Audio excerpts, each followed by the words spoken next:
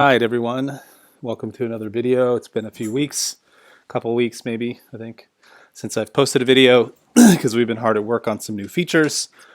As I mentioned in the last video, we put in the ability to handle signal edits.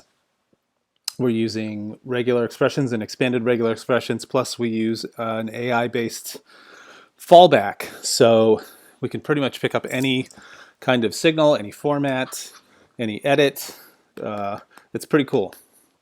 The other one that we've added is the ability to view processed signals and view raw data and edit processed signals. So like let's say that the signal provider sends an error, sends a trade that's like a typo. You can actually go in and edit that trade or change the pricing to something that's more realistic in your test. And so these two actually have been they're available in the system now. So if you remember and you log in, you'll see these two features added. This one is one that we are wrapping up and hopefully we'll have pushed to the application by the end of the week. So it gives you the ability to actually test the correlation between signal providers. And that's something that we have actually been doing here in-house with signal providers that we test. But it's not something that we've made available to our users. And so we've put together a version of it and we've added it. And it's pretty cool. So I'm going to go through, before we do the back test for today, I'm going to go through and show you the correlation between these two specific channels. These two are, from what we've been able to tell, they're part of a cluster of channels. And they all send out the same signals. They all do the same, chatter and send me money and all kinds of stuff. And they're stealing their signals from somewhere. We just don't know where specifically. So let's go ahead and take a look at the comparison charts. So we have four different charts that we generate in our analysis. One is a correlation heat map. So what that does is it looks at entry prices, signal count, and target prices. So you can see here that these have a pretty high correlation between entry price and target price. In other words, they're almost exactly the same. The difference is the signal count. And so if you remember, you can see that one of them has 203 signals, the other one has 307. So the signal count correlation that's why that's fairly low. So we know that they're sending out pretty much the same signals, these two, just in different quantities. So then we can look at a scatter plot for entry price comparison. We can see that we all pretty much cluster here on this particular end of entry prices.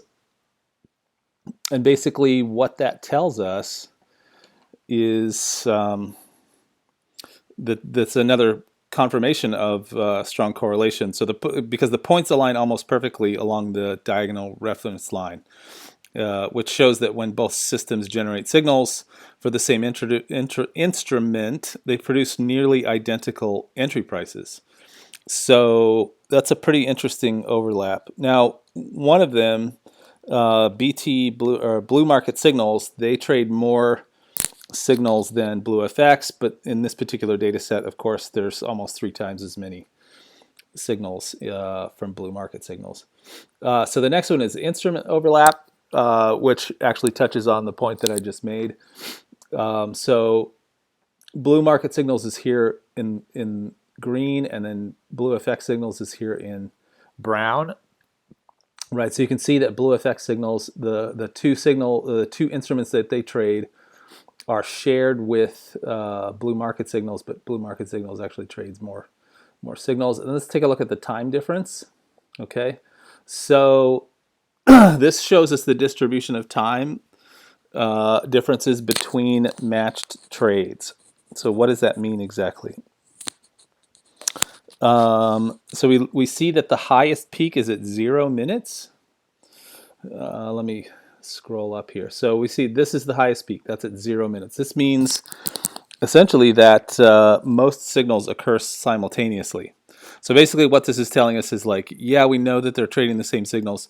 How frequently are they sent out exactly at the same time, right? So most of them have a 0-degree time difference. In other words, they all get sent out at the same time. Several signals appear with 10 to 20 minute differences. There's another cluster that you can see here around 60 minutes. And then a few signals have time differences of 80 plus minutes, right? So overall, we would say that these two data sets have a remarkably high correlation in their entry and target prices, which, like I said, we suspect it's all part of one specific group that's running these channels. So yeah, it's a pretty cool new feature that hopefully we'll have deployed by the end of the week. So yeah, thanks for watching this part, and then we'll move on to the backtest. Today we're going to run a backtest on this channel, Best Forex Signals channel. It's one that we followed for quite a while, but have never really bothered to backtest it. Supposedly they have about 30,000 subscribers, although I never believe these because you can use a Python bot to add followers to your channel. So it could be fake. Yeah, here's an example of what their signals are like. They're not bad. I mean, could be a little challenging to work with for most copiers. I think with our new regular expressions and AI-based system, I don't think it's going to be a challenge. But we'll take a look because we can actually see what the data sets look like. So I went ahead and ran the extraction for the month of April, of course. And we've got the process signal. We've actually got the raw data here. We could take a look at the raw data if we wanted to. So we got 6 signals for the whole month. 3 buy orders, 3 sell orders, 2 unique symbols, which would be gold and New Zealand dollar and Japanese yen. Here's actually what the signals look like, and I mentioned that you can actually edit these stop losses and take profits if you need to. So I'm going to show you what that looks like. Let's say we needed to add and then you're going to click Save Changes, and that's pretty much it. That's how it works. So it's a handy feature actually, because there are times when the regex, just picks up if the signal format is weird, it'll pick it up in a strange way, or providers make errors in the signals they send. So that's what the process data looks like. We can take a look at the raw data. So yeah, this is the raw data. We've got 219 filtered rows. It looks like we don't have any edits actually. So we can go ahead and close that. But that's what it looks like. So we'll go ahead and run this backtest on this channel. But before I do, I wanted to show you, if you're not a member, these are all the channels. These are all the data sets, that I have extracted. You can see quite a few tests. But what it does is it just organizes them by name and then by date. So you can keep quite a bit of backtest history.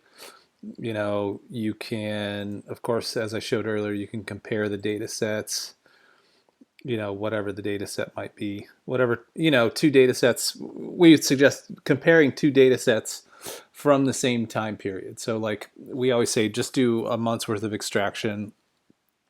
If you try to do more than that, Telegram really doesn't like it. We've had these customers that try to do 2 years, 3 years. Telegram will kick you off, and they will sometimes give you a soft ban for a day for pulling that much data. So just keep it safe, 1 month at a time. You'll get the best performance that way. You don't get throttled by Telegram. So anyway, let's go ahead and run this backtest. Of course, we've only got 6 signals. So you can see the results, the total P&L, total number of trades, win rate, your max drawdown, your average drawdown. And then here's our report. You can see the equity curve.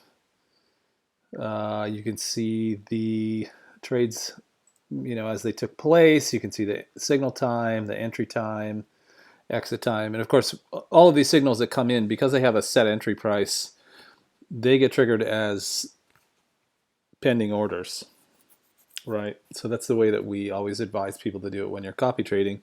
You want to make the most out of your risk to reward. Then, of course, you can visualize any trade out of this group if you wanted to. You can see entry time, exit time. See, this one here's our entry. This was our exit. This was trade number one. So this one looks like it actually was a win, a pretty sizable win too. Yeah, so there you have it. You can see the symbol, the direction, the entry time, exit time, prices, all that stuff. So anyway, yeah, thanks for watching, and hope you guys enjoy the new features.